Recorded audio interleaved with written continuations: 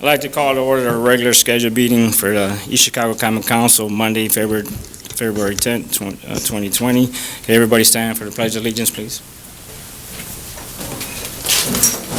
Allegiance to the flag of the United States of America and to the republic for which it stands, one nation, under God, indivisible, with liberty and justice for all.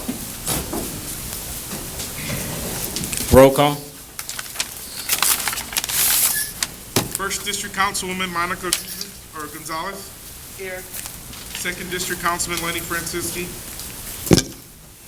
Third District Councilman Terrence Hill. Here. Fourth District Councilwoman Stacy Whitfield. Present.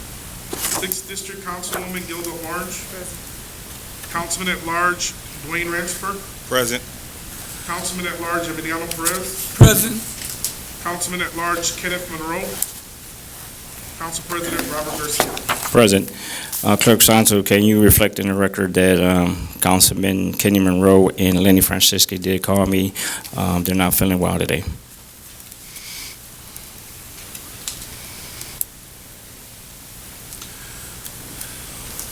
Is there a motion to pass the minutes of the meeting Monday, January 27, 2020? I make the motion to pass. Second. First was Terry Hill, seconded by Emiliano Perez. Any questions on the minutes? Yes, Councilwoman? Make a correction. I did notice at the end of the minutes, I think you had stated Mr. Bolanos, as far as the Urban Enterprise. Ms. Board. Bolanos, yes. Mr. Bolanos. So we could make Yes. a correction. It's on that last page of the minutes. Besides that one correction, any other questions? Hearing no questions, roll call. Gonzalez. Yes. Hill. Yes. Winfield. Yes. Orange. Yes. Ransford. Yes. Perez. Yes. Garcia. Yes. Any communications from the mayor? No, Mr. President. Any accounts payable? Communication from department heads. Accounts payable warrant 013120CC. Is there a first? Is there a motion? Second. Motion made by Councilwoman Gilda Orange, second by Emiliano Perez. Any questions? Hearing no questions, roll call. Gonzalez. Yes. Hill. Yes. Winfield. Yes. Orange. Yes. Ransford. Yes. Perez. Yes. Garcia. No. Accounts payable warrant 021020CC. Is there a motion on the floor? So moved. Motion made by Emiliano Perez, second by Gilda Orange. Any questions? No questions, roll call. Gonzalez. Yes. Hill. No. Winfield. Yes. Orange. Yes. Ransford. Yes. Perez. Yes. Garcia. No. Accounts payable warrant 021020LE. Is there a motion on the floor? So move. Second. Motion made by Councilman Terry Hill, seconded by Councilman Perez. Any questions? No questions, roll call. Gonzalez. Yes. Hill. Yes. Winfield. Yes. Orange. Yes. Ransford. Yes. Perez. Yes. Garcia. No. Accounts payable warrant 020320CC. Is there a motion? So move. Second. Who made that second? Councilman Okay. Monica. Motion made by Councilman Ransford, seconded by Councilwoman Guzman. Any question? Hearing no questions, roll call. Gonzalez. Yes. Hill. Yes. Winfield. Yes. Orange. Yes. Ransford. Yes. Perez. Yes. Garcia. No. Payroll warrant, biweekly, 020720. Is there a motion? So move. Who seconded? Second. Motion made by Councilman Terry Hill, seconded by Councilwoman Guzman. Any questions? No questions. Roll call. Gonzalez, Yes. Hill, Yes. Winfield, Yes. Orange, Yes. Ransford, Yes. Perez, Yes. Garcia. Yes. Payroll warrant, monthly, 013120. There a motion on the floor? Second. Motion made by Councilman Perez, seconded by Councilman Ransford. Any questions? No questions. Roll call. Gonzalez, Yes. Hill, Yes. Winfield, Yes. Orange, Yes. Ransford, Yes. Perez, Yes. Garcia. Yes.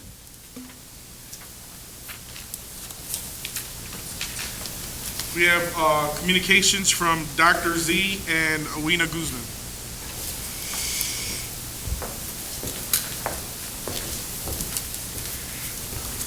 Good evening, President Councilman. This is Dr. Abdurrahman Zahrami, the Utility Director for the city. So just to make you aware what's happening in water main break at Guthrie Street and Michigan. So this is a 24 inches pipe. You can see part of the pipe is there. So it's unbelievable that we have these 24 inches because it doesn't show up on the map first. We have just like 12 inches, then 16 inches.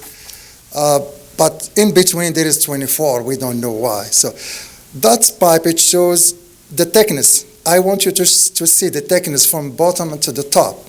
So what's happened, maybe in the picture you can see clearly what's happened. Around now, maybe 9:35, we have been notified there is leak, but we didn't know the size of the leak until we went there. So we tried to exercise the valves. Some of the valves, they work, some of them no.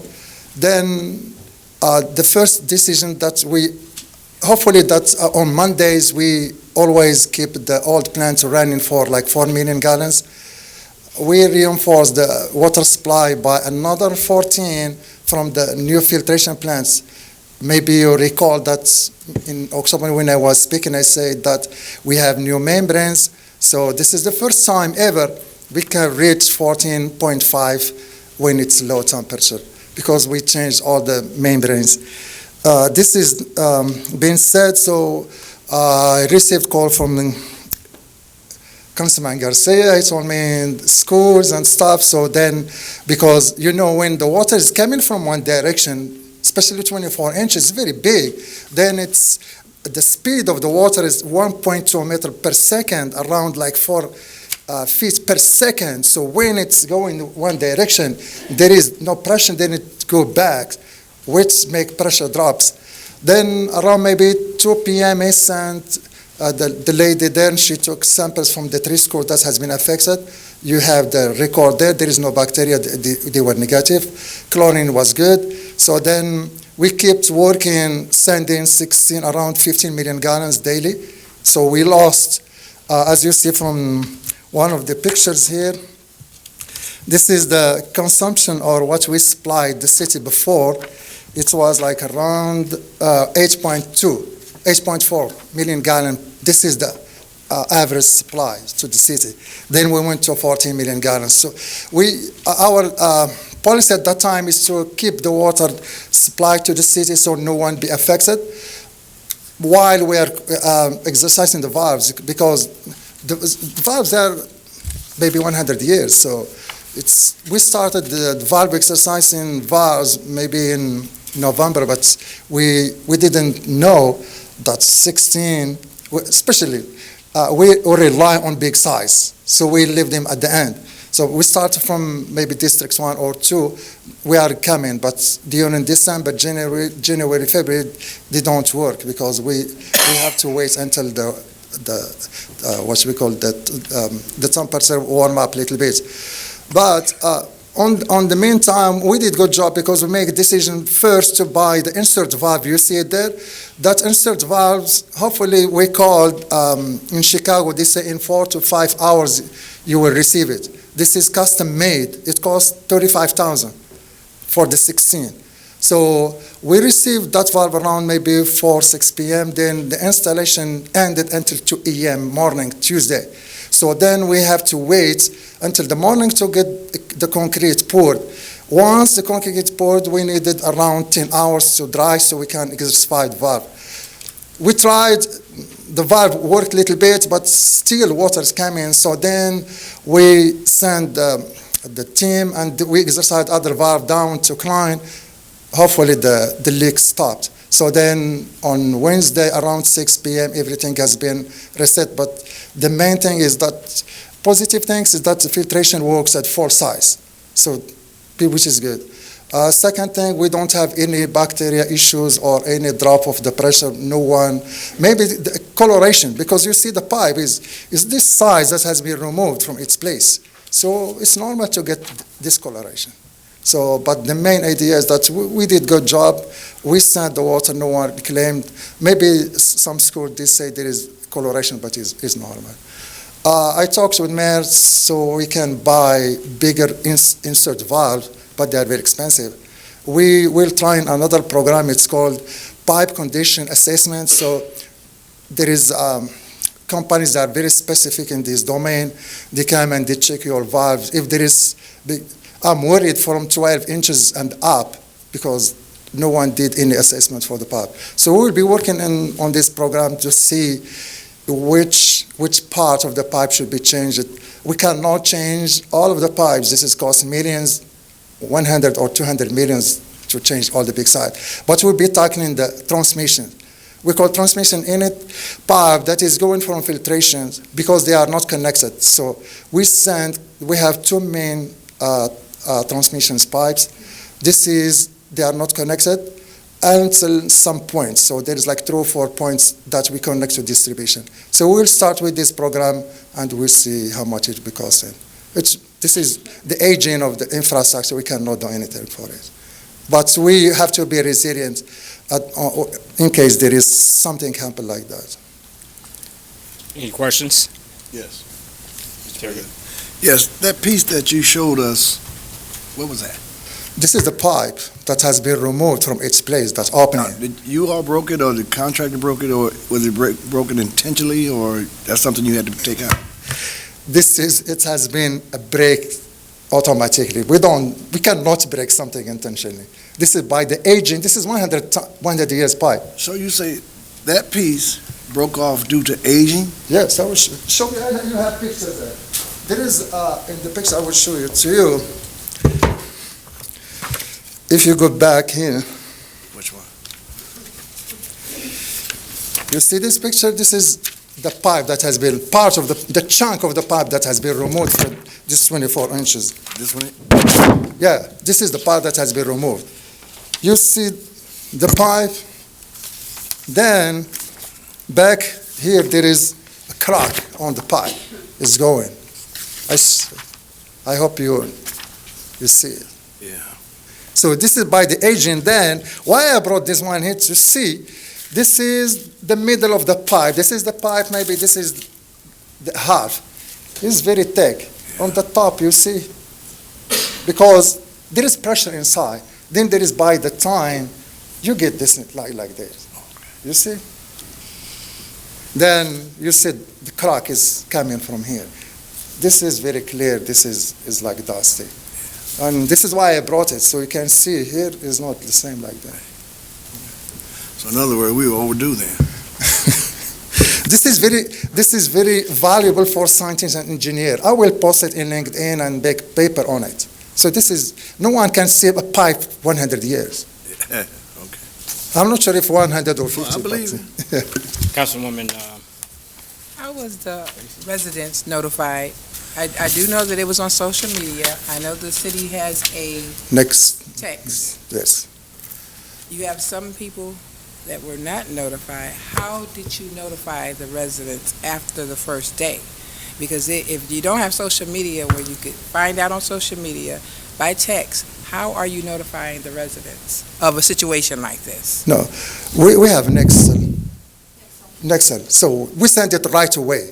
Once we know it has been sent, then there is no way you can send it if they don't have media.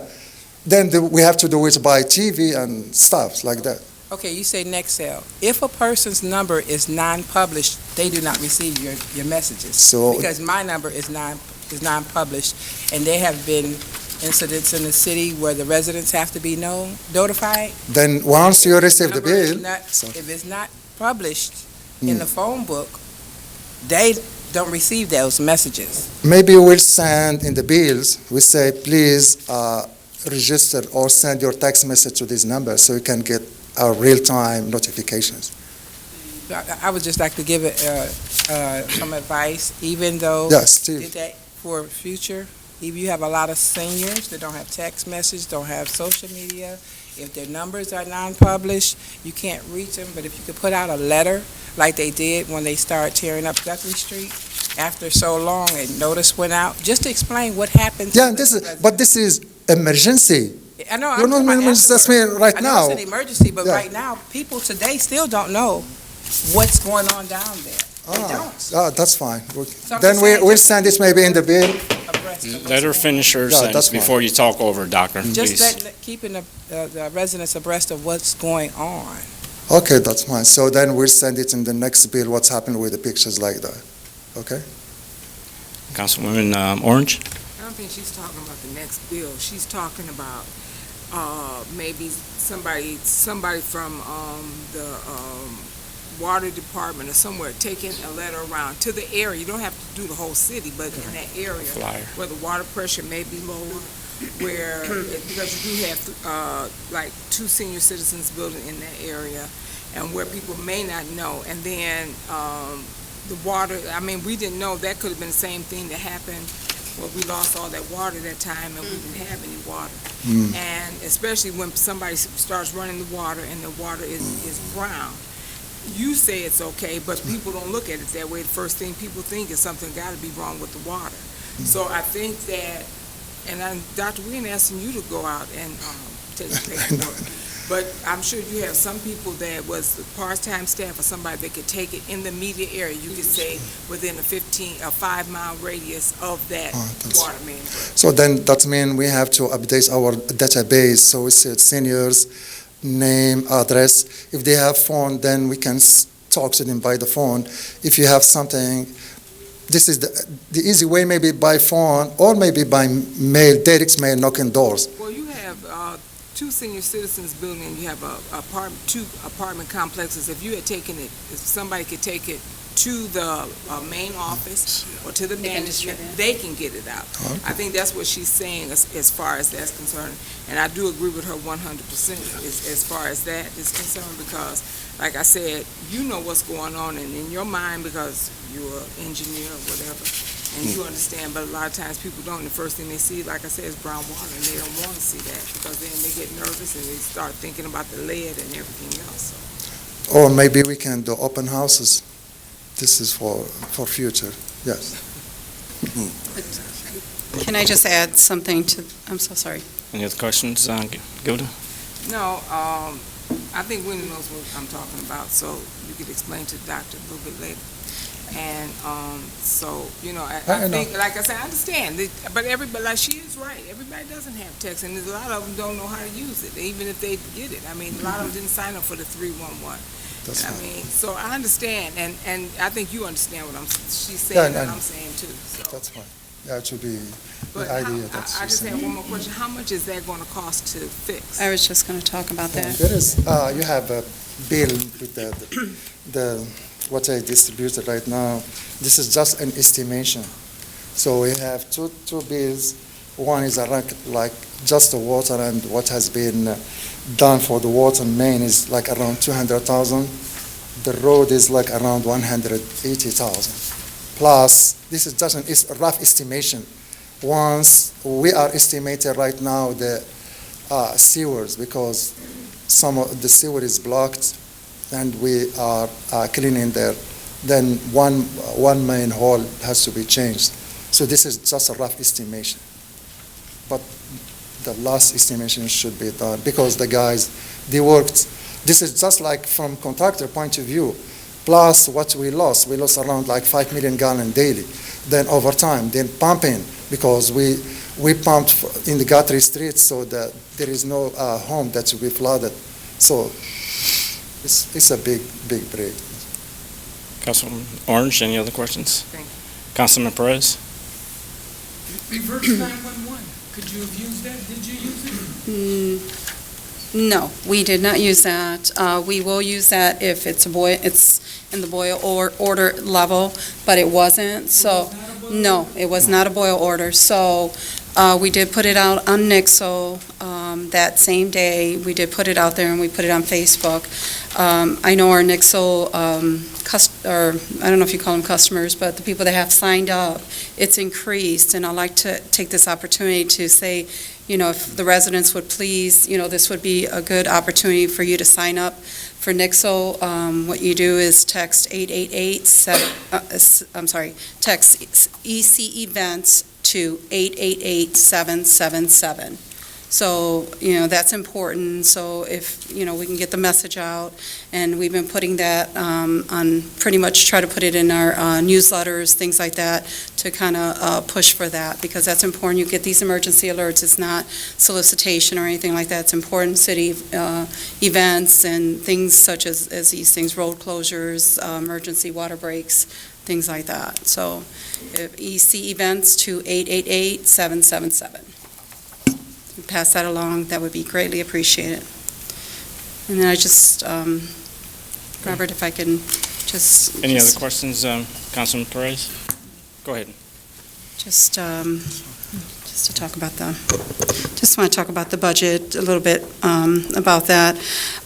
Just want to note that the cost for the repairs for this work are estimated, like Dr. Abdu noted, $400,000, which includes the emergency line repair, road work, and sanitary line repairs. We also have another major leak repair ongoing, which we were invoiced recently in the amount of I'm just going to round it off, $255,000. And that's just the first phase of the job at 4506 Klein Avenue. There were two 24-inch insert valves installed to stop the leak, which costs is $76,000 per valve, totaling $152,000 for both of them. The second phase will entail the repair of the 24-inch line, which we are currently seeking permission from the railroad company, as it is adjacent to the railways. So we have to wait on that, so we're working on that to be able to repair that line. So that'll be the second phase. So this is just the first amount, $255,000. There are many more leaks, and these two are major leaks that have depleted our budget allocated. Our budget allotted for distribution maintenance is $560,000 for the year 2020, of which we already have expended over $300,000 in leaks that we have had at this point, and we are only in February. We have pretty much expended approximately $1 million. This leaves the Water Department to seek additional funding from other sources to cover these expenses and any unanticipated future emergency water line breaks for the remainder of the year, as our budget will be depleted, basically. Last year alone, we expended approximately $1.4 million relating to distribution line issues and repairs, and again, exceeded our budgeted amount for the year, and leaving the Water Department to seek funding from gaming and other line items within the budget. With the age of our distribution lines, as you know, I foresee more of this happening, and emergency funding needed to maintain the lines and provide safe drinking water to our residents and community.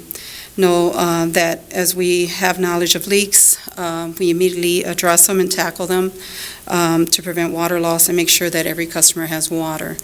Currently, I will have to petition, due to all these major bills that have been coming in, petition the administration for funds to help the Water Department continue its operations and maintaining the distribution lines in emergencies such as these two that I just mentioned. I just want to share that it is critical that our city maintains a surplus for such type of emergencies that affect one of the most critical resources sustaining our community, and of course, our water. Any Thank other you. questions? Councilman Perez? It's a lot of money for one job. I know. Did you call a couple contractors to give you quotes, or? When it's emergency like this, I'm sorry, go ahead. No, No, go ahead. No, I apologize. Yeah, well, then when it's an emergency like this, you've got 3 or 4 of these contractors in the city at all times. So it's hard for me to believe that at least two couldn't come out and give you, this is a rough estimate, it isn't very detailed.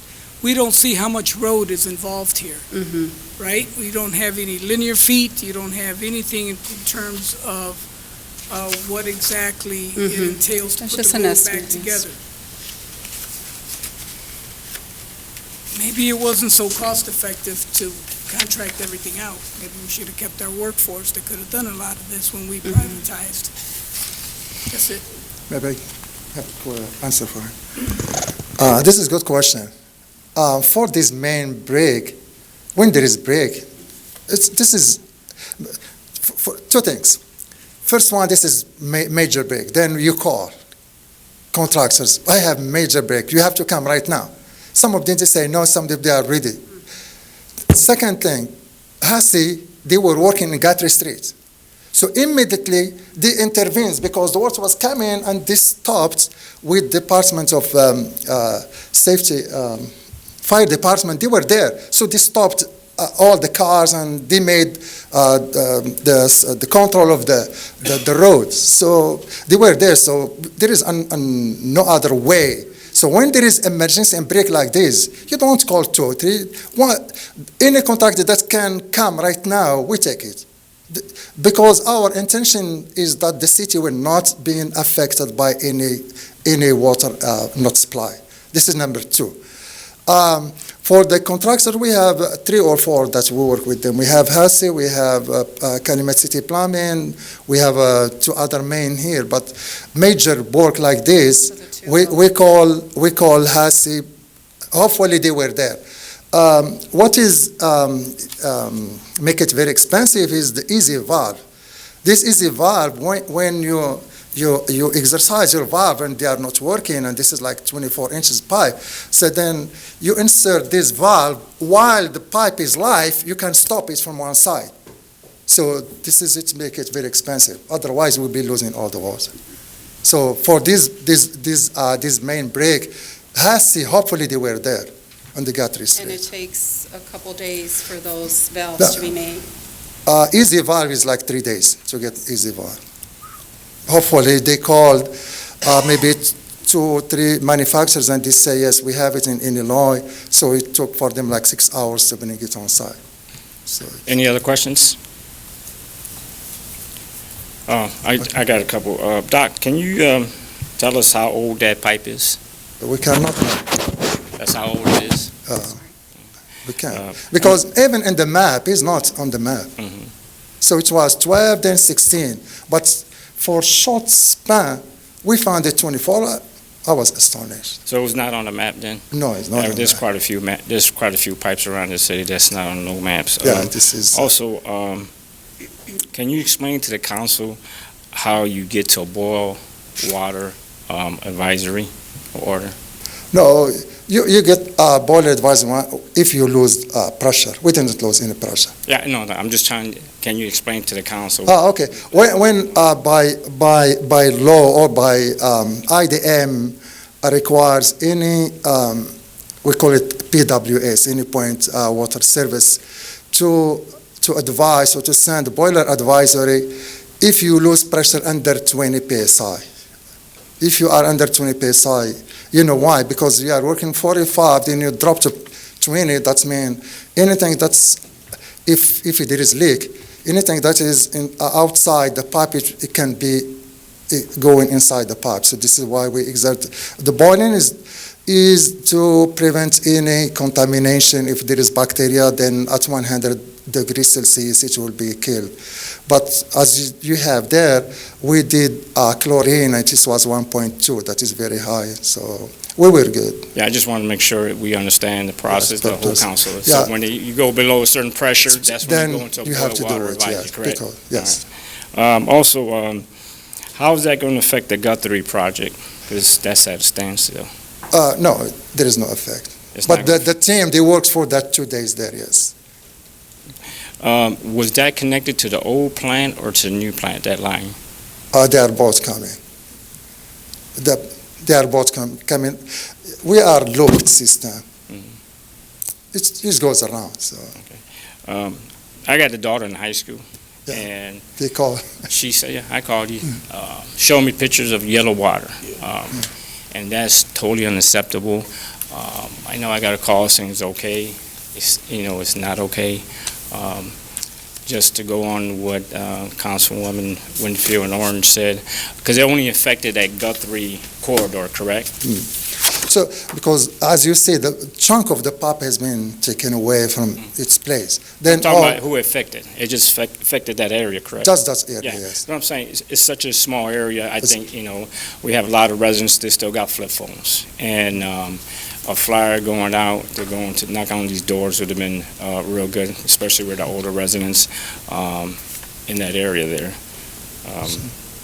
But that yellow water is, Because once there does is bother me, yeah, it's bother because the sand is going inside with the water.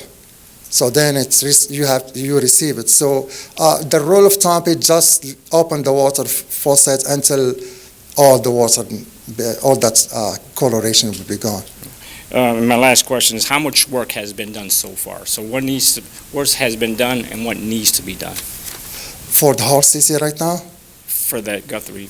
No, for that Guthrie, we are, today, we did just a review or inspection of the sewers because we want to do the sewers before we fix the road. So, which was good. Then we'll be changing just maybe one main hole, and maybe by next week, everything will be set. How about with the road too? The road, everything. Okay, yeah. And the reason I bring that up, it's closed off there on Guthrie. Yeah. I'm getting tremendous traffic coming down Parish, and it shouldn't be coming down Parish. And a lot of truck traffic coming through the city now. So I don't know if we could put some signs up, whatever, they could come down. Euclid is, that's a bigger street.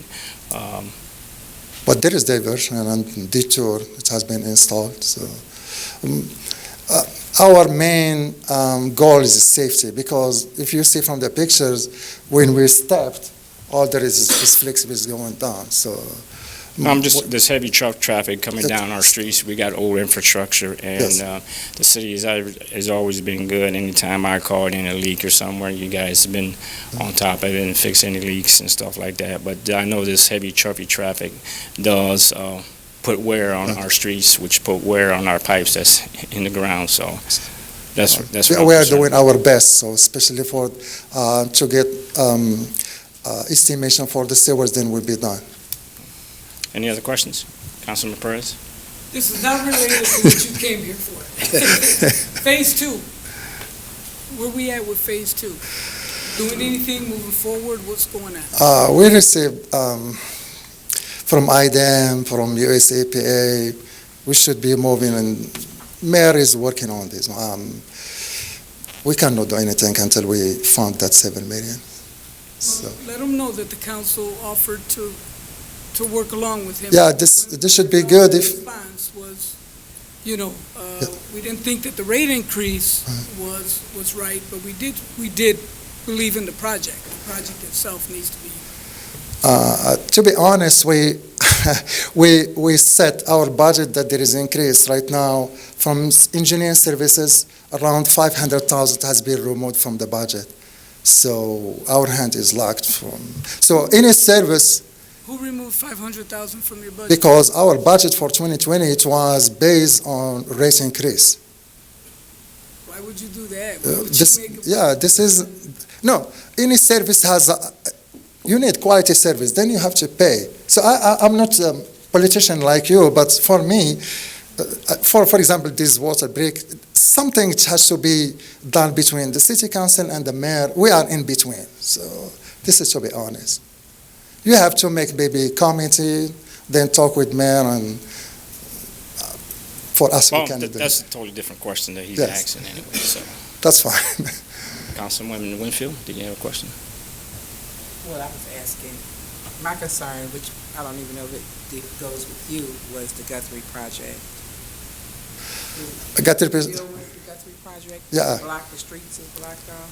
little bit, because the project manager from this mayor is taking care of the project, but I attend meetings, so everything is going fine with the project. So we are speeding up the project, so it should be finished on time, maybe in next year or so, but the construction, they are working as it should be. So this is, I tell you, the project right now with the HASI is going perfect. Okay, they're working on Michigan and Guthrie, but you have the entire blocks of Guthrie blocked off. Yeah. They opened up where you still have residents driving on both sides of the street head on, and I'm saying it because I see it every day, because my mother lives on Guthrie, and the concern has been for the residents. I know they're on Michigan, but someone's going to have a terrible accident one day because, and I'm sure Councilwoman Orange, she probably sees it also, but it's a danger, it's a hazard, because people are steady coming head on every day. There is, Not only just the residents, you have officers that drive down the wrong way also. So I'm just concerned, it's been since last November, we're still waiting, and I know you're down at one end. Councilwoman Winfield, Doctor, are you having any work in there with pipes or anything, or this is just a Will question? Because if this is just Will, Elida, can you send Will a letter to give us an update on the Guthrie project? that's fine. 'Cause Or probably maybe Doctor's Doug, out of his, or I can his give it field to, yes, yeah, that's on fine. this issue. But yeah, okay. Are any pipes getting sewers going to be redone on Guthrie? All, They the are? whole is be changed. So when do you start your work on Guthrie? So it's been started maybe last year, then it has been stopped, then it has been restarted again maybe in October, November. So this is like 2 months that has been started. So we are expecting maybe 1 year to be done. Your part? No, everything, all Guthrie Street. Is it because of the weather? You're stopping and Yeah, the stopping stopping because of of the the weather. weather. So it But really even- should have been done basically in the spring, maybe? We start from spring and we stop in November, December max. But right now we changed all the water main at the main, then the sea will be coming soon. But we are in speed for that project. Sewers they are because you are digging 10, 15 feet down, so it's a very huge project. My concern is that I know during the winter time you may stop because of the weather. But that's something that we need to know, is that you're stopping due to the weather conditions, and maybe it's going to be more going forward in the spring. Am I correct? Yeah. Right now, no, we will not be digging right now. So right now, even with cold weather, we are working on the project. So I don't know exactly the phases of the project, but we are in good shape for the project. Any other questions? Hearing none? Thank you. Appreciate it. Thanks.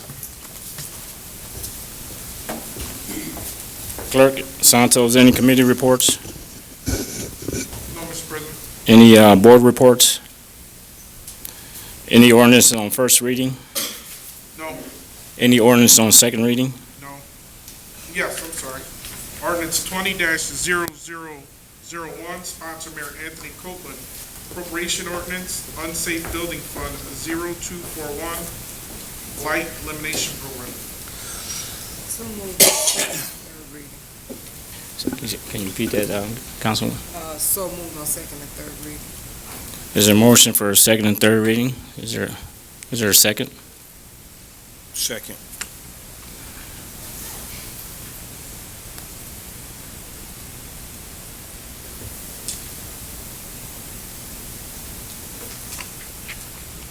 Any questions on the matter?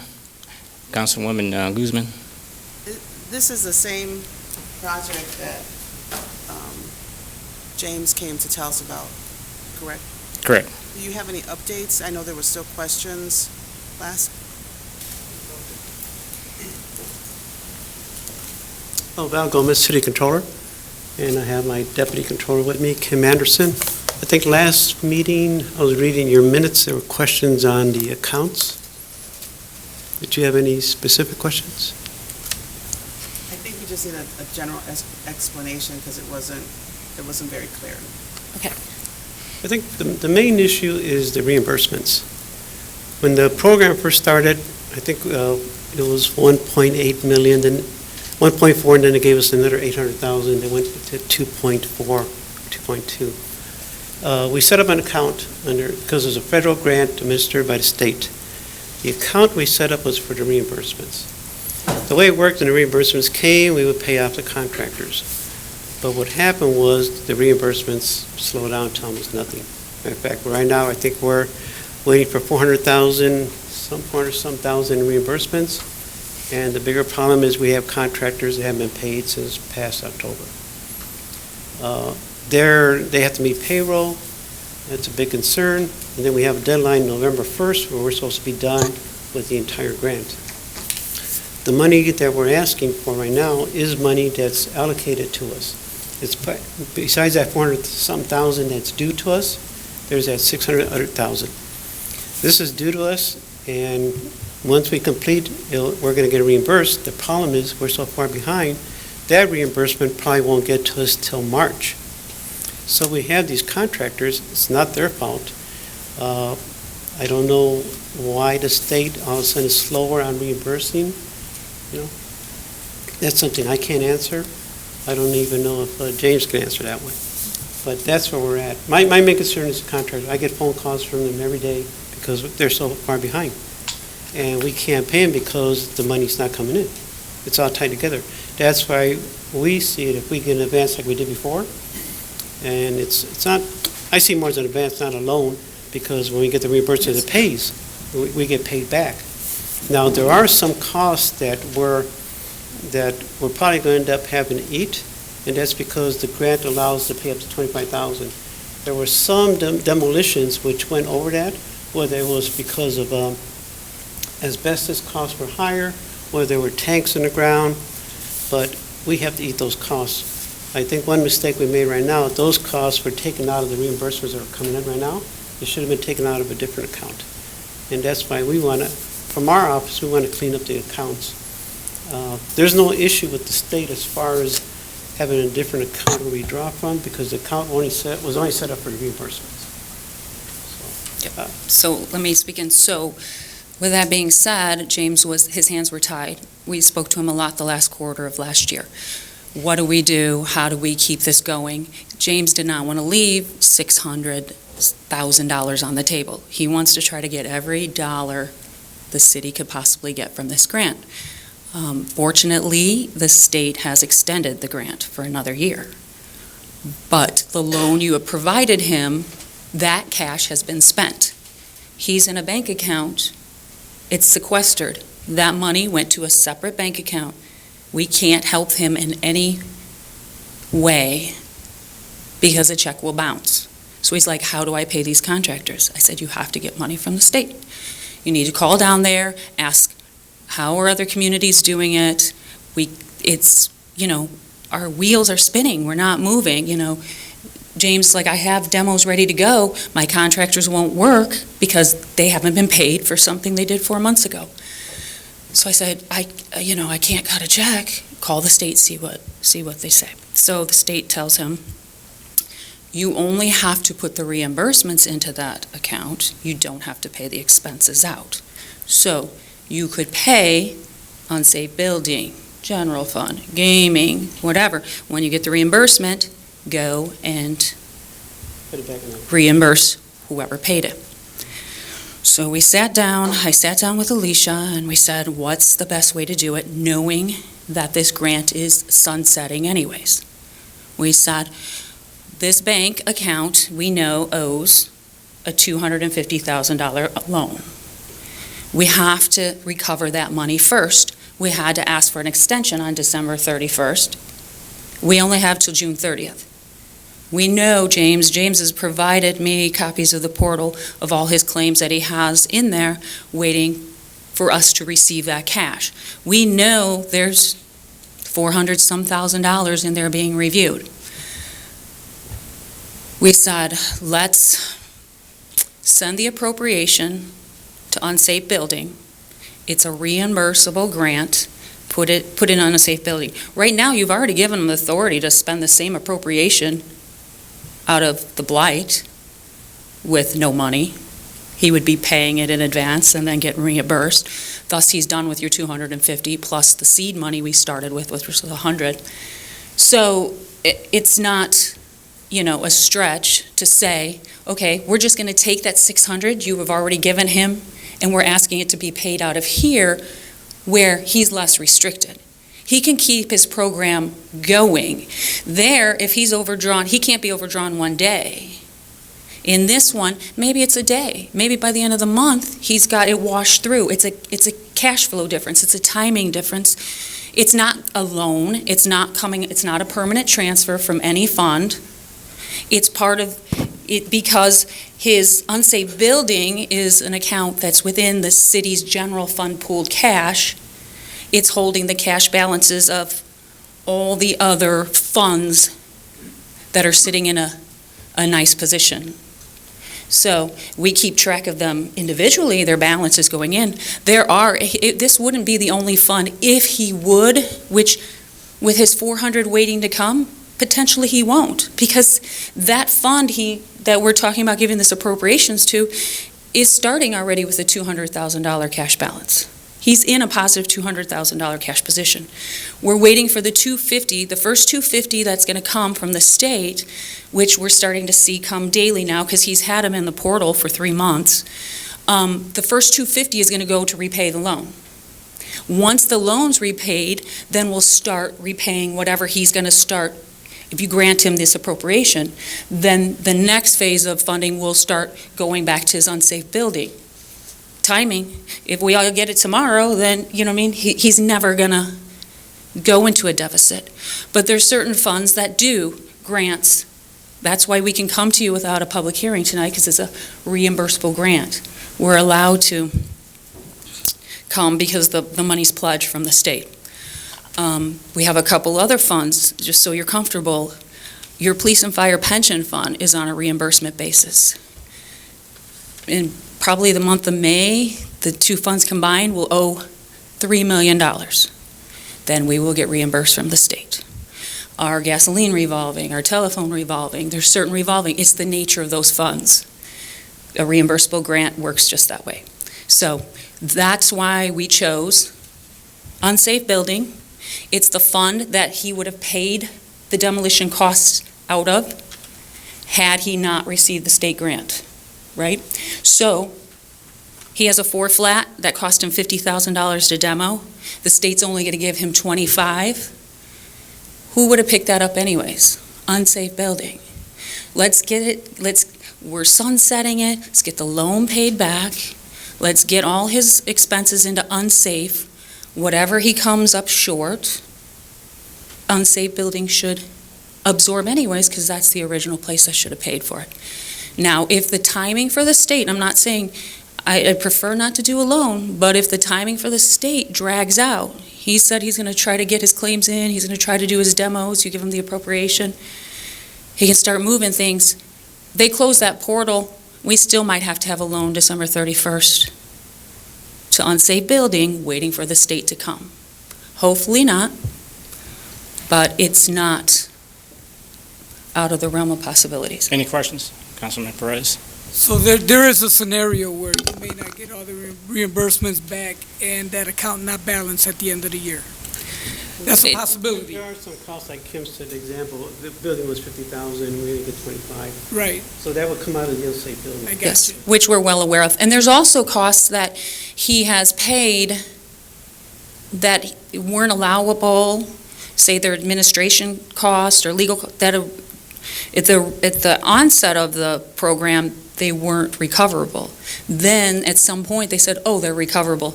It's not a lot, but if you get $200 off of every demolition, it adds up. And I know James is working on getting every penny. He's going back through. He said he talked to them, said, even if phase one, I close this out and now it's an allowable, can I go back? And they're going to consider some of those. So I'm confident he's going to try to get, every penny he can get for the city. And this was a solution we kind of came up for him, just a best case for everybody. So we can be comfortable that separate bank account's going to be ready to close, and then he can try to get every penny out of the last $600,000 that he has left in the grant with the state. I'd like to ask James a question.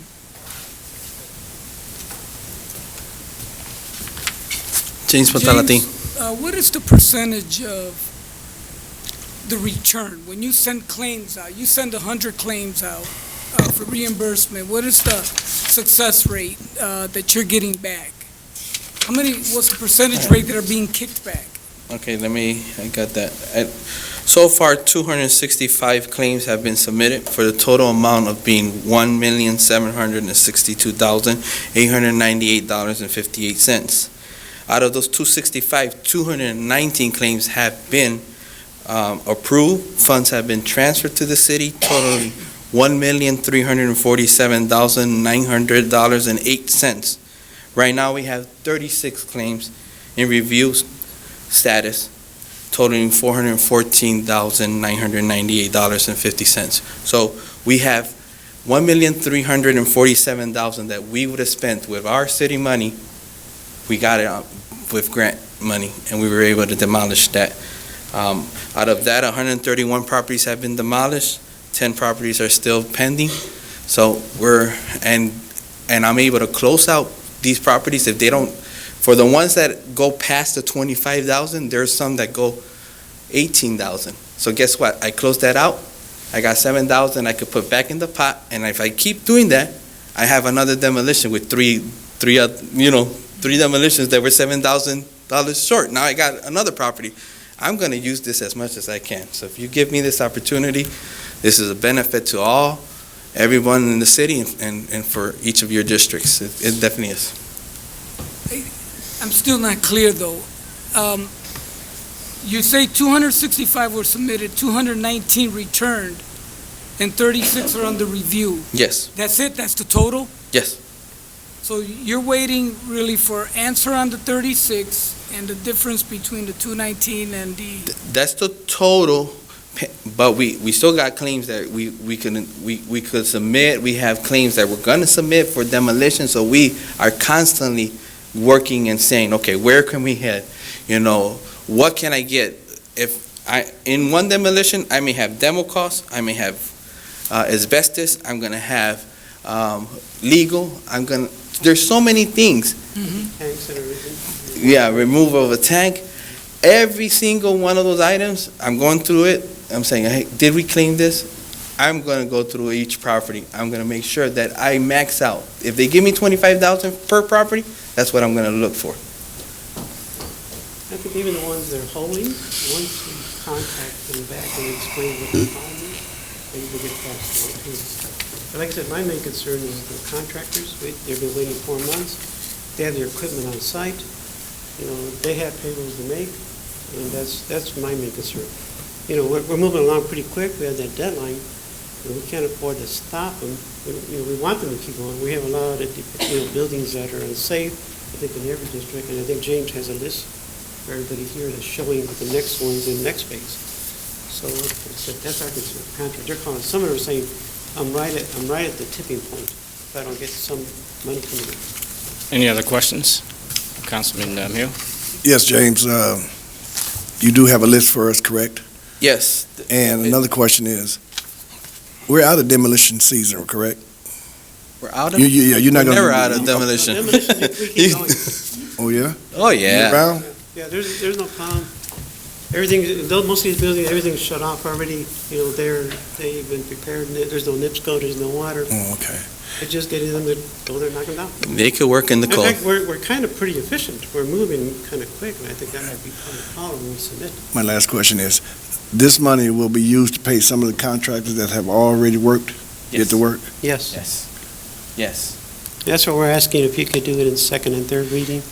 Remember, we had a really- November really 1st deadline, and we thought that program was going to be over by November 1st. These contractors were hustling. We were doing as much demos as we can. They deserve to get paid. We haven't been able to do the thing. They were going, and a lot of them are East Chicago contractors, local contractors that are working. So they were doing it under our direction. We were thinking that we were going to get these claims faster but the claim portal was then closed for 4 months, in November, December, 3 months. January 21st is when it opened back up. I can't do any more claims after November 1st, when they decided to go the next year. So it's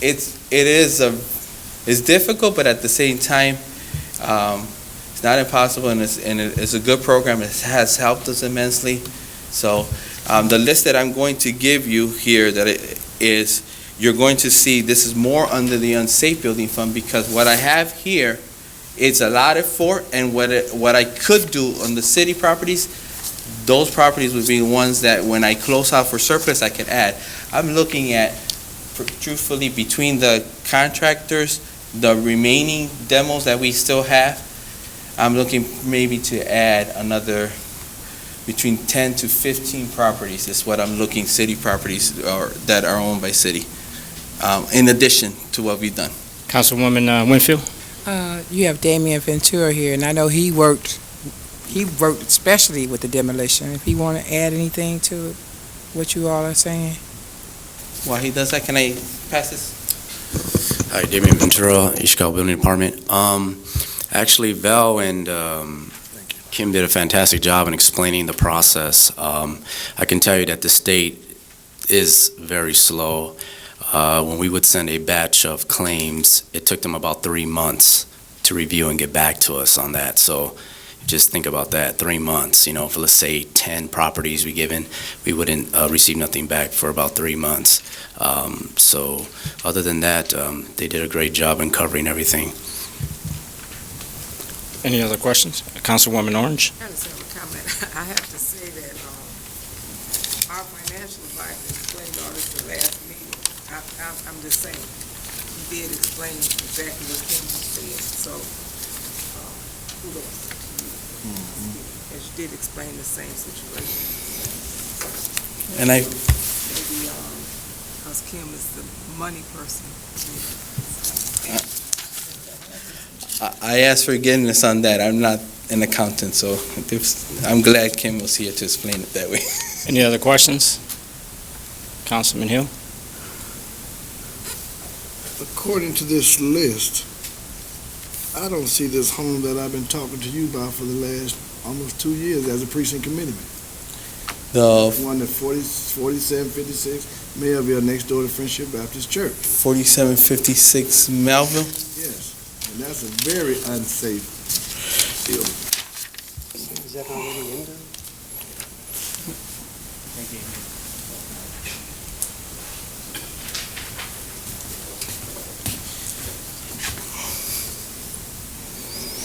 I have to see, okay, so to explain this list, the 2020 unsafe building fund, one that you see right there, that has been accounted for. We have POs for that. We were able to get those last year. So we were able to start demolition from 4219 to 3441 but we still have to, make sure the NIPS go, water and all that stuff, but it's at least been encumbered, and we bidded it out. We have POs for that portion. The non-hardest city properties are all ones that I need to get bidded out. Hardest hit properties are bidded out. Obviously, they're there. And then the new Board of Safety properties, 2021, are properties that are going to go before the Board of Safety. That property, I have to see, Councilman Hill, if it one that already went through the Board of Safety, but we haven't bidded it out yet. So I have not done any bids after the bid that I had with the hardest hit, because I have so much in the pipeline that I just can't keep bidding out more properties until I clear up my list. I understand that. But you and I have talked about that for about a year and a half. That should have been almost one of them at the top of your list. Yeah, sorry, let me look at where that, I could get back to you on that, for sure. Okay. Any other questions? I just got a few questions. Ms. Anderson, can you explain what you mean by sunsetting? So we all know what you're talking about. It means that the program's coming to an end. They're giving you a certain amount of time to finish up. You have this allotted money, and then you have till this date to cut it off. Okay.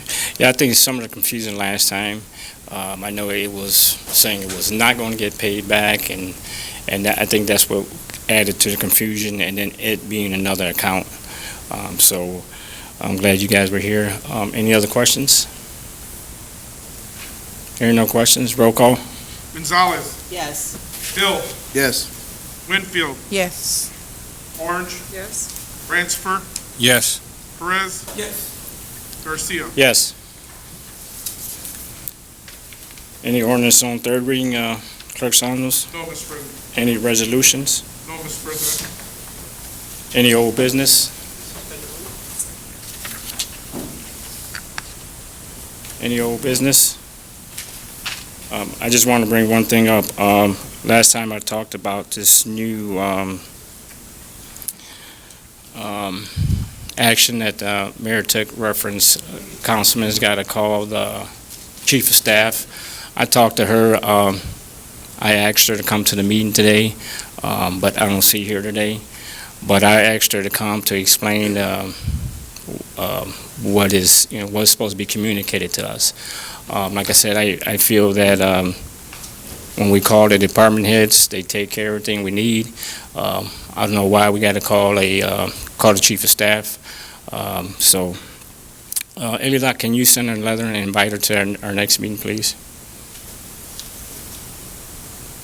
Mr. President. Yes, Tim. Does that also stand for the precinct committeeman or just the councilman?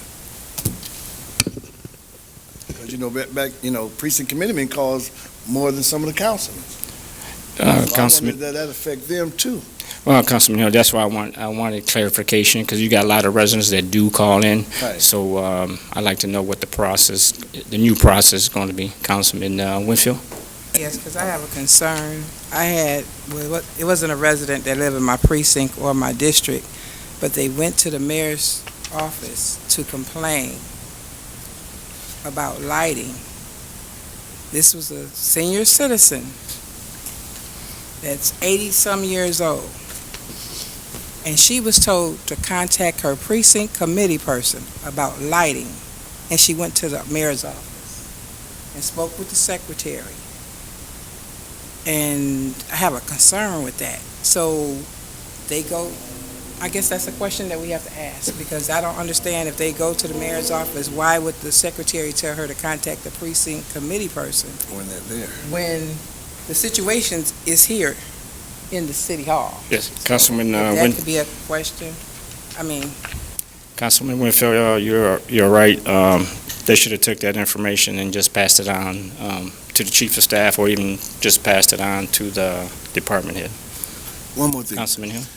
Over the last 12 years as being a precinct committeeman, I have relied on almost every department head in the city, and they always come through. So I like to give kudos to each and every department in this city, because they do work hard, and even when I call Central Service, they know my voice, and they take care of the business. I call Wayne in the water department, she take care of business. Call Damon. So I don't know why we have to go there when everybody does a great job when you call them.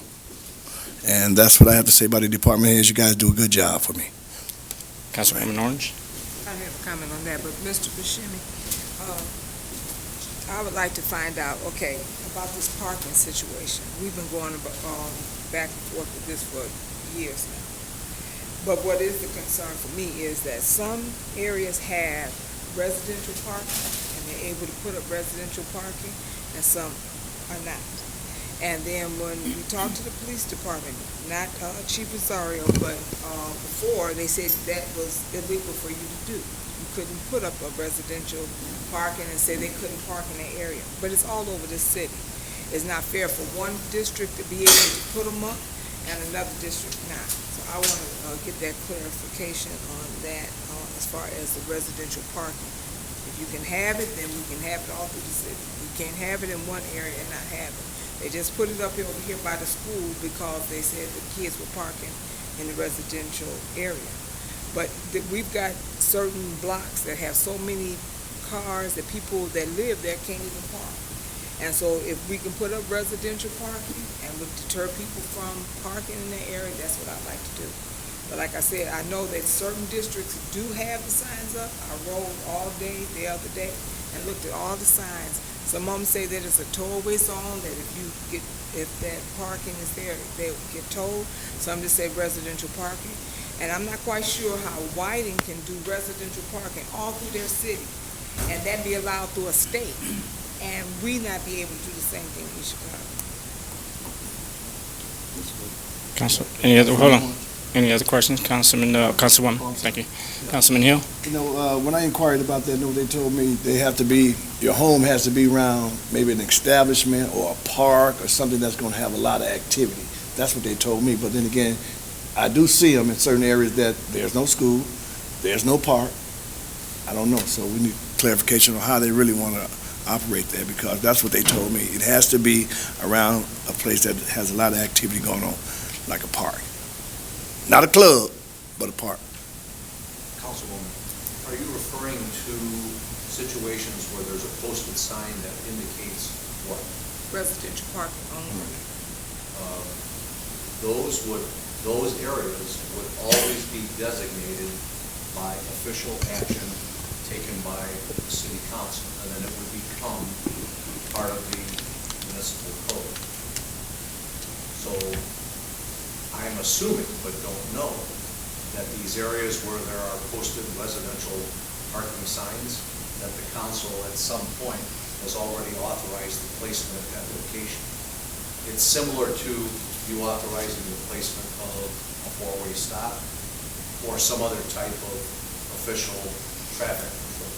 There might also be some authority with the City Board of Works to take official action like that, but those types of postings are not done at the discretion of the department or a department head or a department employee. It requires some official board and or council action. Well, myself and Councilman Perez went, and we tried to work on an ordinance for parking for residential, and it was met with all kind of legal things from the attorneys and also from the police department, who says strictly you cannot enforce an ordinance like that. There is no enforcement, because you cannot stop a person from parking on a street. And we went round and round with that, but like I said, because I know in the 4200 and 4300 block of Ivy, there is so bad during the summertime, you can't even find a park. People ride around. And even the judge came up and she spoke about it, because her mother lives over in that area, and that they cannot find a parking spot because there's so many people parking there. And so we went to, and we tried to figure out some way to do, and we were met with resistance. But then the very next, I know Councilwoman Donato came, and she had to put up. And like I said, it's not fair for some areas to be able to have it. And I mean, because if that's the case, then I'll do an ordinance next week and have all the streets in the 6th district residential only. You know, I'm not saying that that's the way it should be, but people that pay taxes there should be able to park in front of their house, you know. Councilwoman, by residential parking, do you mean that parking is restricted only to residents in that area? Yes. Is that what you mean?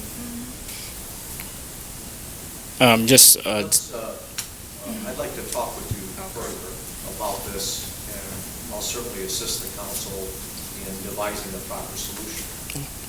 Just to hit on this, I know the high school has an issue in the neighborhood there. As much parking the high school has, you had a lot of students that still park in the neighborhoods that affect them. Also, you got McKinley and Harrison, also those areas there that I think the residents complain about the teachers parking in those areas and stuff. So I don't know what the protocol is to do it. I think that's what Councilwoman Orange is asking, what is protocol to get those done. I know I got that on my street, and the reason I got it on my street, it was done before me, but it was because I had 2 bars on my corner. So you had a lot of those bar goers parking in the neighborhood. So just want to know what's the protocol of trying to get it done in the whole city. Councilman Perez? Well, I'll take a look at the municipal code as a starter on this issue, and then we'll involve the necessary city agencies and come to some proper resolution of it that protects the interests of everyone involved and still doesn't in any way hamstring the police department from an enforcement standpoint. You might as well look at the handicap parking also, because that's a problem also. Because a person has a handicap sign in front of their house, somebody's coming to visit somebody from across the street, they feel that they can park in the handicap spot. Well, now that is, something like that, you don't need anything further on anything like that. The police department should be called, and automobile, I don't know whether they have tow authority, but they should ticket that person because they're not authorized to park in the handicap parking. But they have a handicap sticker also, that's what I'm saying. They have their own handicap They have their sticker? own handicap parking. They have a sticker on their car that's handicap, and I know that sounds just like trivial because people think, but you'd be surprised and how hard it is in some blocks to get a parking spot. And then you got a person that maybe have a wheelchair or something like that, because those handicap signs are not a sign. It's not like a sign to 3907. You know, it is a sign to handicap parking. So a person that is handicapped from someplace else, they figure they can park there also. And it starts a lot of disputes on streets. For sure, there's some competing interests. Right. And so we just want to get it cleared up.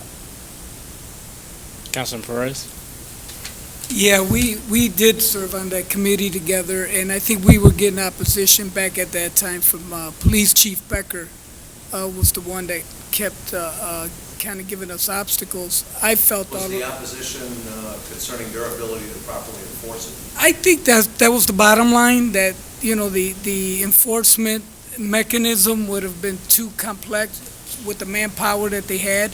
Well, ultimately, remember, you members of the council, you are the elected officials, you're the legislative body. Ultimately, you do decide, you have the authority to decide what the law is, including parking laws within the city.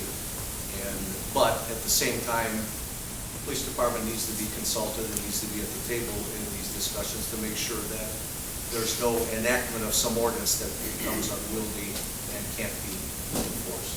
Yeah, and the handicap issue, yeah, I understand the same thing. As long as it's a handicap sign, it can go to anyone that holds a handicap tag. We can't make that specific to a resident. We do have... Maybe we need a ordinance violation just called bad neighbor. We do have in the audience Damien, who I know has a lot of experience with this. If the council wishes, the council president would allow him to speak on it, I know he probably would have something to add of value.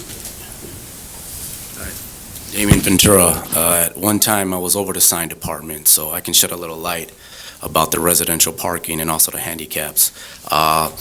What we used to do in the past for the residential is exactly right. The council, let's say if it's Councilman Orange, she would sponsor an ordinance on that street, and then the council would pass it. You can call the clerk's office also and check to see if a certain street already has an existing ordinance. We would do that also. The other thing is it's limited to 5 per block. Any resident, as long as they're a resident, can park there. So that's from my experience. Residential parking. Yeah, handicap is exactly as he said. It's anybody with a placard could park there. It's not reserved for the front house, or something like that. If you have a do not block driveway and a handicap, you can't have both. You only could have one or the other. And normally it's a do not block drive because the resident will want to pull into the driveway. So I hope that helps. I think the other, President, Yes. how does if there is already authorized by ordinance residential parking Sure. on a particular stretch of the street, how does the department enforce that then if there's a complaint by a citizen who says, I know this vehicle is not nearby residential parking? Yeah, so if they're not a resident, then they would call the police department, and they would come and either ticket or something like that. But first, they would have to check, of course, if there's an ordinance for that block for residential parking, and then that's simple. If there's already existing ordinance, you would just call Public Works, the sign guys. I think they have a sign department still there. They would put in a work order and just go put up the sign. Is there toll authority in that situation, or is it just a written citation? I can't answer all that. You have to talk to the police department. Councilman Ransford. How would someone visiting their family or friend be aware of a particular ordinance on their block? Yeah, that's a good question. There's nothing in place for the city that I know of like that, where it's like in Whiting, we would have to call like the police department and let them know that I have, let's say, my father visiting. You know, we would give them the description of the vehicle, but as far as my experience in the city, there is no anything set in place for that. Councilman Ransford, any more questions? No. Councilman Perez? we actually had that figured out on our committee. We would color code and put stickers, like city stickers, on the car, and you would know that that resident belonged to this section. The problem became when the legal issue with someone from the harbor side was going to park on the East Chicago side. They're still a resident, but now, you know, that became the hang-up. So, and unless every district got a color-coded city sticker, and, I mean, that's what became the sticking point and why it never moved forward. Any other questions? Thank you, Damien. Councilman Hill? It deals with parking.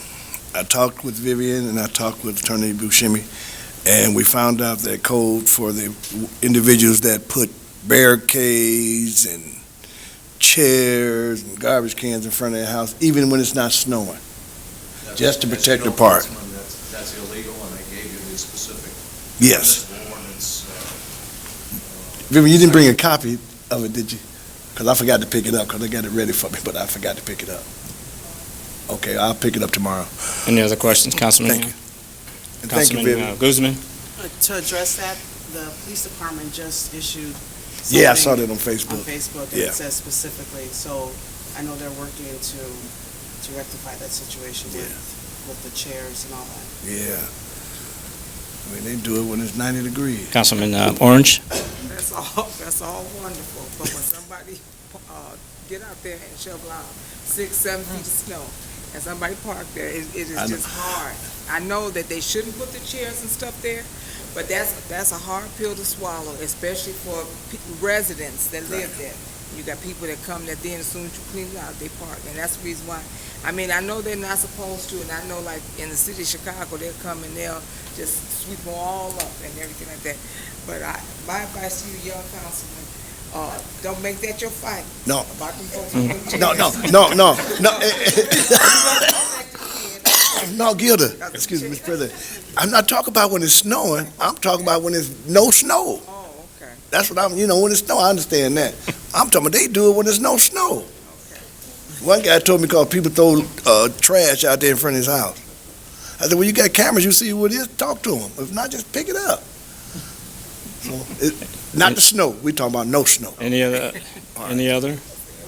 Just to touch up on those stickers, I know Chicago at one time, when I used to go visit my family on the Division Street, they used to give me a visitor sign, because there, I don't know if they still have it over there by Division, but I had to put that in my windshield, and they wouldn't tow my car, so they still have that. So I don't know if the laws differ from Indiana to Illinois, but I know that's one of the ways that I know around Humboldt Park. But one of the issues I know we have here in East Chicago is that we have so many apartment buildings, and we have some homes that have been cut up that we have just too many cars. You know, now you got 4 or 5 cars per family almost, and depending how many kids you have. So now our streets are inundated. We can't find parking. But I think that's one of the issues. But I know one of the ways that Chicago tackled it is that you're visiting, you get a sticker from who you're visiting. Yes, Attorney Buscemi. Mr. President, members of the council, the city of Chicago still has that same program that you referred to. A non-resident can acquire these stickers, and you may then park in areas that are designated as residential parking, provided that your sticker matches that particular zone. The concept that you may have worked on a few years ago, maybe it's possible that the only solution may be to have some type of color-coded zoning, and in order to, even if you're a resident, to park in that particular color-coded zone, the solution may be, I'm not speculating at this point, that it's going to require some type of color-coded zone. Any other new business? Not hearing. Any other old business, excuse me. Any new business? Councilwoman Winfield? I would just like to recognize that we are in the month of February, Black History Month. And I know time has gotten past us, so I'm not going to do this at this meeting, but I would like to recognize some of our Black legends for the city of East Chicago at our next meeting. If we can all bring up some names of our legends that have made history in the city of East Chicago for our next meeting. Could you name one at least? Yes, I can. First Black Executive Director of Human Rights is Frida Dawkins, my grandmother. I have a list here, but I'll be prepared for next meeting. So there will be a test at our next meeting? Yes. President, Councilwoman, a former resident of the city, former state representative James Hunter. Anyone know that name? Yes, sir. He was the author of landmark state legislation in the Indiana General Assembly in the 1940s that mandated that public schools be included. I had him down as the first state representative.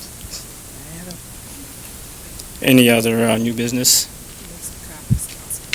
Yeah, I got some new business. Attorney Buscemi and Mr. Dalton, I want to do a record request.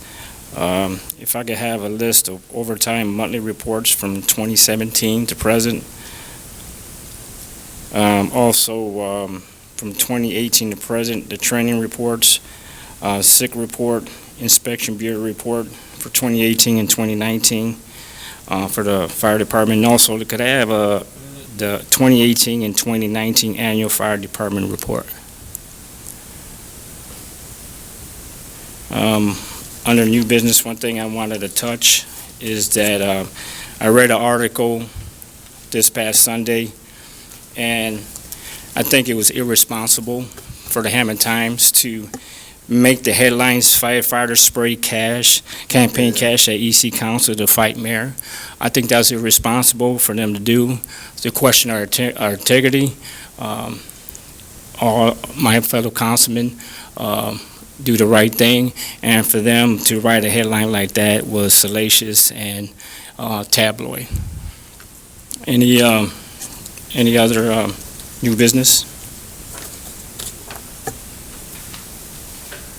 Not hearing none, we can go to public comment.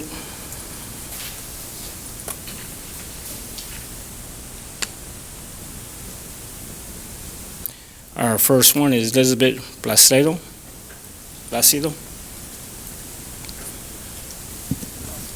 Hi, Council. My name is Elizabeth Palacio. I live at Palacio. 4124 Weg Avenue, East Chicago. As you know, our current administration is laxing many environmental laws. We live on beachfront, and we're losing some. I'm mainly our water and the pollution. We live in the big city of our mills and BP and other companies that let out exhaust and pollution into our air. I'm here to extend an invitation to you to our Climate Action Blitz on February 15th. I know it's really short notice, but we're here to inform our neighbors and also council members of our current Earth Day is coming up, April 22nd, and we'd like to get some resolutions and things in front of the council. There are other council members invited to this, Highland, Hammond, Munster. I'd like to see my city council members, at least if they can send someone, or even if this is a kid-friendly event, all children and school age, just as their environment that they'll be inheriting. So we must take care of it for them and stop big companies from just letting them spew exhaust into our atmosphere that we have to breathe. And especially we have to take care of our environment because this is our water. They did lax a law for the water. They can dump pollutants into water now. I don't know the exact one, but you will learn it that day. I have some invitations here for you. Please feel free to, it is a Facebook event.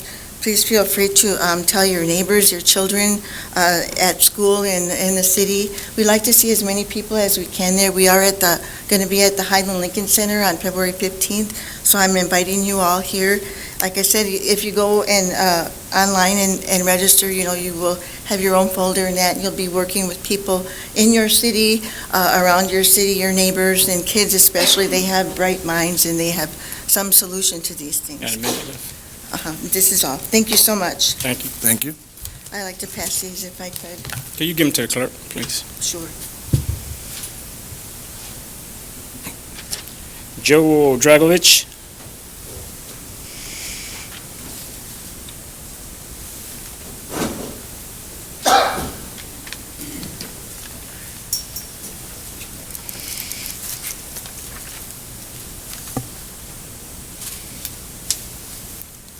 As you know, the mayor decided to change his mind on the zoning on West Calumet Housing Project.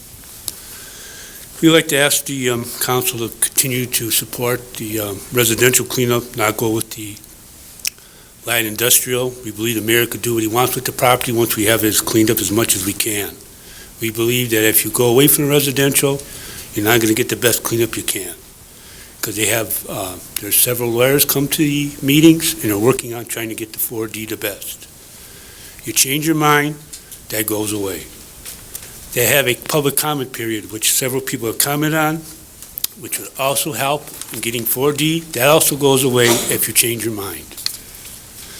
Another thing, the state hasn't made a decision what they want to do with that, 4B or D. That also goes away if you change it from residential to industrial, to the best of my knowledge, okay? I'm not a lawyer. That's my best understanding. That all goes away. And the easier you make them to do what they want over there, the more they're going to take advantage. I think I brought that up before, you know that. And they ain't coming back to fix it up. It comes back screwed up, you guys don't like it, or if that company wants to put the, warehouses there, they change their mind, okay? They want to put something else there. If they didn't clean up right, nobody's going to go there. You don't have a hard enough time as it is now. Because that's why the mayor, as far as I know, does not want to go with the houses. Because people look at it, how they got fixed up, they don't want to put it there. Because nobody wants to live there, unless they find out what's over there. That's how it works. So if you guys don't want to fight for that, you'll end up with just doing what you can over there, or just leaving it open. That's my opinion on that. Now, second thing I'd like to ask about, did you guys read a letter from Lauren Cross in the Hammond Times stating the position of the mayor and everybody else involved in this? Did you guys happen to see it or read it? Okay. I could give you the title of the article if you guys want to sit down. She read it already. Miss Winfield read it. And she says it hasn't changed her mind. She's sticking with the residential. Okay? Another thing I'd like to ask you about, are you people all aware of what's going on with Petco over there on the 49th block? What's it trying to do over there? You guys know what's going on over there? They want to put additional railing cars, and I believe they want to put that Petco chemical with some kind of coal in them cars and stick it on the 49th block. Don't want that either, okay? 30 seconds. Because I understand if the wind blows, the particles can get into your lungs and your heart, okay? We don't want that there. I think you guys can pass an ordinance to stop them from doing it, because I think I have an article from the paper again said they did that in Chicago. So you guys could try to fight that. Now let's stay on that and go after that. Because I can't even believe they're trying to do that after all this trouble with this environment. I can't even believe they even dreamed of doing that. That's crazy. It's like they're trying to do what you guys with the cleanup on Zone 1. They're treating this place like a dumping ground. Like Mr. Dragovich, that's your 3 minutes. That's all I could say. I got more information. Try to come to our meeting on February 22nd. I have a big report from Amico. We could go through it and several other things. Sit down with us and we could go through it more thoroughly. You might say we're wrong. You might say we're wrong, but at least give us a chance, okay? Fair enough? Give us a chance. Thank you. Angel?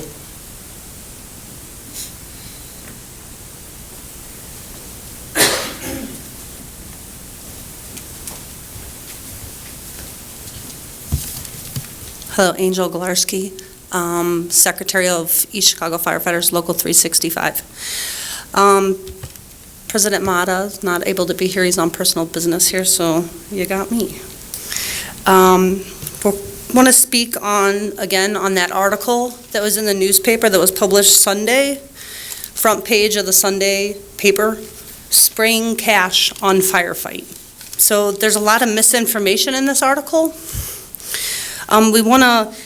It started out by talking about the firefighters union remains at odds over a new labor contract. And the key word in that was remains, okay? On December 23rd, the union met with the mayor. That was the first time that our union has met with the mayor since probably about early 2018. We went into that meeting talking about the schedule change that was implemented on December 7th. That meeting was talking about the safety of the inefficiency of the 24-hour schedule, the cost effectiveness or the lack of cost effectiveness, because currently the city is paying more money for less resources. So nothing came out of that meeting on December 23rd. The Restore 24 and the Restoring the Engine 4 did not happen. So fast forward a few weeks, we get some letters going, emails between the union and the mayor to start talks again. So now they want to talk a contract. Okay, we've never had contract talks with the city. The last time that the union presented any kind of formal letter asking for contracts, I believe that was in July of 2018, and we haven't heard a reply back from since then. But now he wants to talk contracts, and that's fine. So what ended up happening was we explained that we're not opposed to a contract, but could the schedule and the engine be restored prior to sitting at the negotiation table? And we were told no. We were told that the council doesn't have a seat at the negotiations tables. We were told no on that also. So you guys are the fiscal body of government. You have a role in any kind of contract negotiation talks, but prior to contract negotiation talks, we have to solve the safety problem that's happening right now. 30 seconds. And then I want to quickly touch on PAC. PAC is separate from our union. In this article, the mayor is accusing the firefighters of buying favors or influence of the council. That's insulting. That's insulting to not only the firefighters, but to the members of the council. That's attacking everybody's integrity here. I wish it was easy as that I gave you a $500 and I bought your vote. But that's not the world that we live in. And our PAC operates like any other PAC in this country every day. 30 seconds. Your 3 minutes is up. Thank you. So, thank you. Any other public comment, Clerk Santos? Not hearing none. Is there a motion on the floor? So moved. Is there a second? First by Terry Hill, second by Councilwoman Orange. Roll call. Gonzalez? Yes. Hill? Yes. Winfield? Yes. Orange? Yes. Ransford? Yes. Perez? Garcia? Yes.